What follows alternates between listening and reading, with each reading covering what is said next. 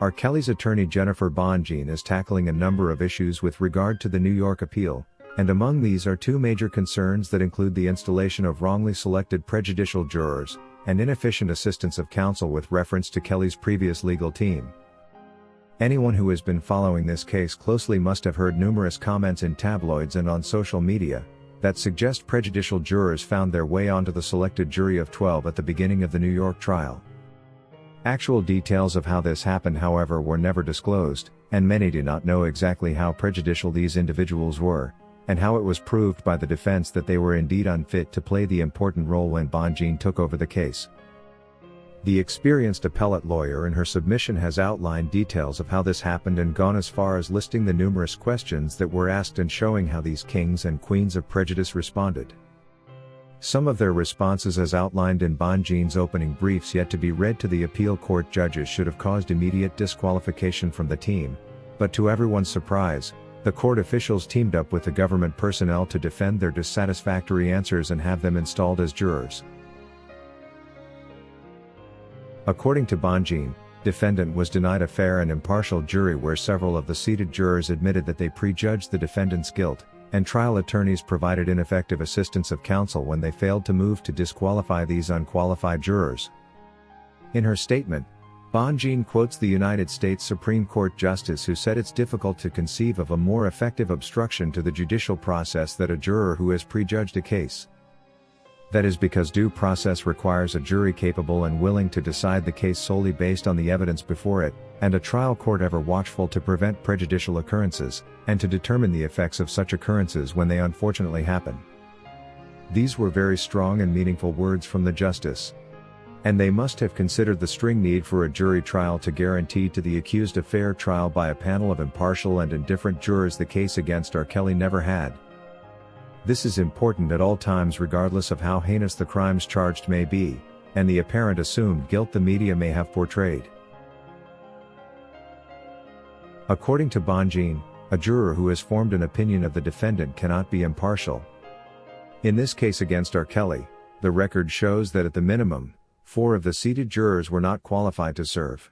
And there were many other jurors who likely should have been struck for this cause, but the trial counsel failed to conduct any meaningful preliminary examination of these to determine whether they could put aside their expressed biases and prejudices. Trial counsel's performance was objectively unreasonable when they failed to move to disqualify potentially unqualified jurors who expressed their prejudgment of the case. Defendant R. Kelly was therefore prejudiced by his counsel's substandard performance, where it resulted in the seating of at least 4 biased jurors that could not act with impartiality. What makes Bonjean's appeal argument even stronger is the presence of jury selection questionnaires that were meant to probe their neutrality, citing their possible consumption of bad case publicity that had been making rounds in the media. According to Bonjean, the court invited the parties to review the questionnaires in advance of jury selection and determine whether they could agree that certain individuals should be excluded for cause. After completing the process, the parties were left with a set of potential jurors for oral examination procedures where the court gave both sides the opportunity to pose additional questions to prospective jurors. Inexplicably, defendant's counsel failed to challenge several jurors who ultimately sat on the team, but were plainly incapable of serving as fair and impartial jurors based on their responses on questionnaire and in verbal examination. If you listen to some of the answers the jurors were giving during examination, you will not believe how openly they vowed they would never be fair to the defendant during trial, yet they were maintained on the panel. Now listen. Questionnaire question number 39 stated as follows.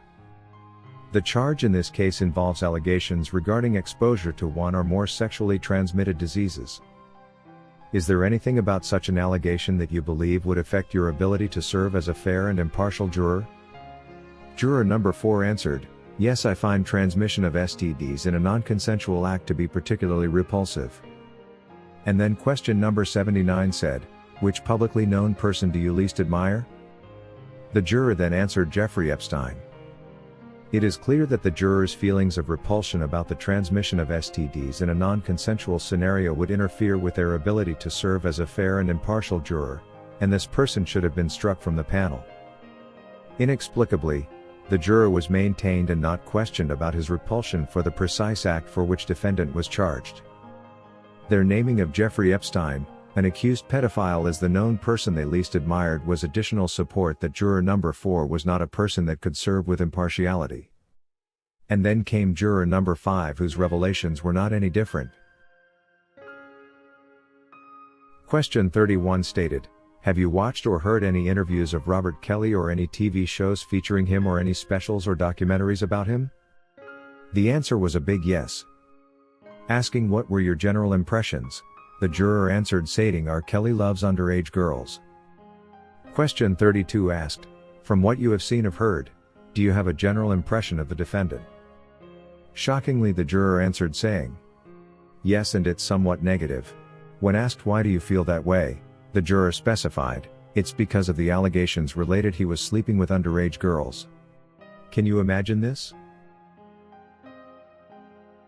Although the court asked the prospective juror questions about her ability to put other things she might have heard aside, when asked whether she could be fair, the juror only indicated that she would give it a shot. Imagine such a response.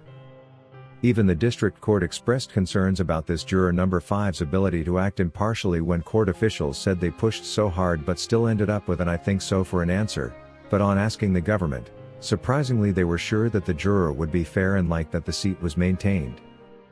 According to Bonjean, therefore, trial counsel's performance was objectively unreasonable where they agreed to the seating of juror number 5, who not only watched Surviving R. Kelly, but also concluded the defendant loved underage girls even before the court could interrogate this matter and confirm they were actually underage.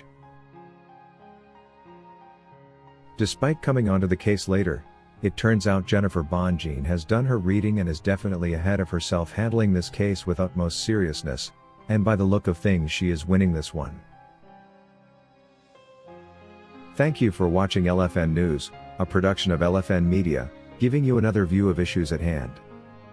To get notified whenever we post a new video, subscribe to this channel now. And remember to give us your comment on the subject matter below. Y'all better listen to this shit. Y'all better listen to this shit. This is a musical bass right here.